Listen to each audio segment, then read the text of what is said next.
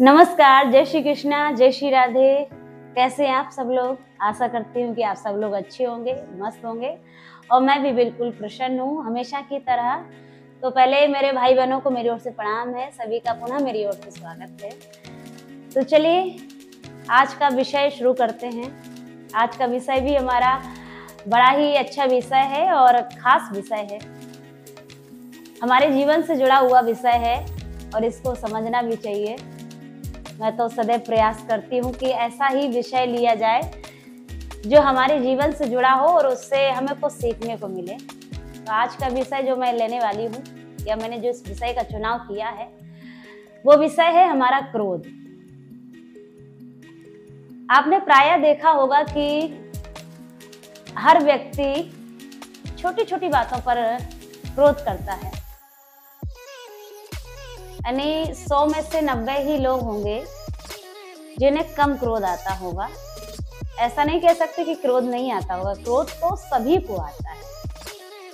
हम मनुष्यों की क्या बात करें, भगवान भोलेनाथ ने काम पर विजय प्राप्त कर ली थी मगर क्रोध को नहीं जीत सके। तीसरा नेत्र खोल दिया क्रोध में और काम को भस्म कर दिया।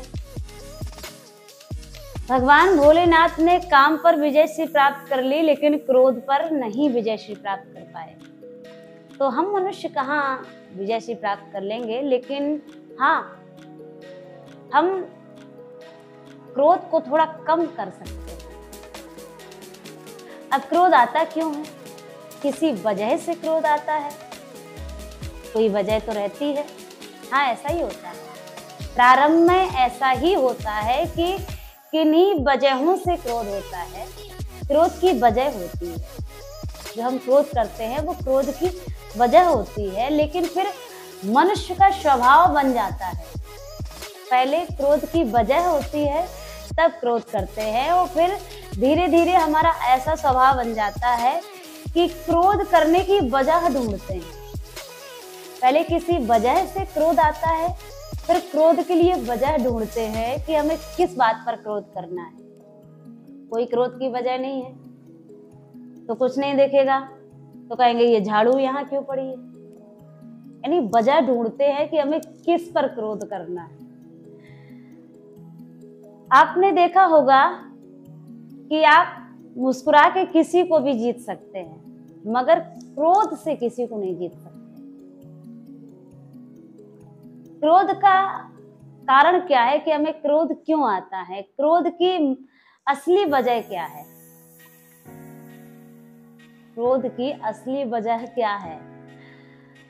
इसे सरल भाषा में कहें तो हम लोगों ने क्रोध की वजह जिसे बनाया है वो है हमारा अभिमान। क्रोध की वजह हमारा अभिमान हो चुका है। उन्होंने हमारे साथ ऐसा किया, उन्होंने हमारा सम्मान नहीं किया और 4 लोगों के सामने मेरा सम्मान नहीं किया, क्रोध आ गया। यानी अभिमान ही क्रोध की वजह है।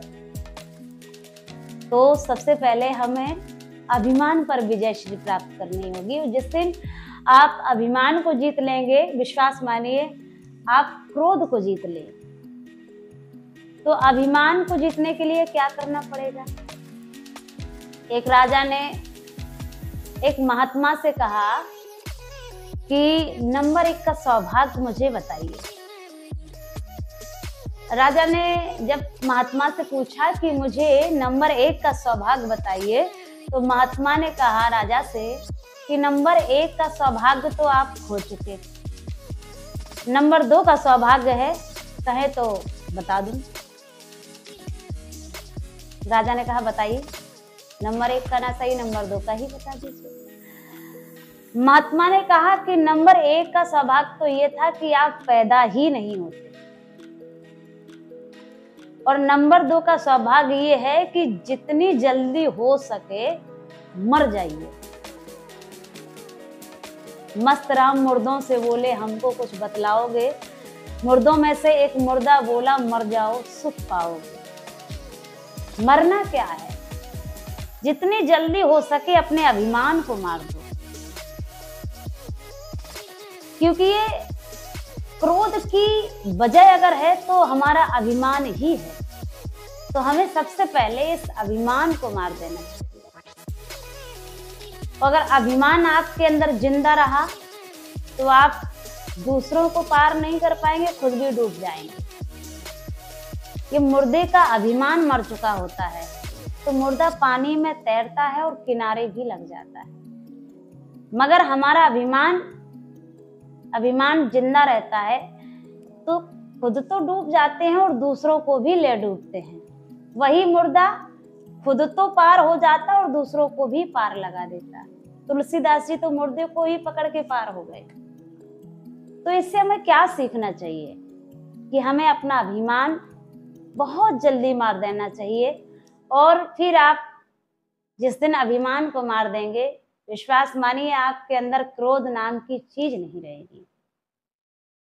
तो प्रार्थना है हमारी कि क्रोध की वजह हो, क्रोध पर विजय तो नहीं पा सकते हैं, लेकिन वजह हो तभी क्रोध करें, ना कि क्रोध के लिए वजह ढूंढ के आप क्रोध करें। आशा करती हूँ कि आपको मेरी बात समझ में आई होगी, और प्रार्थना है आपसे कि हो सके तो इसको अपने जीवन में थोड़ा बहुत, ज्यादा नहीं तो थोड़ा बहुत ही उतार लीजिए।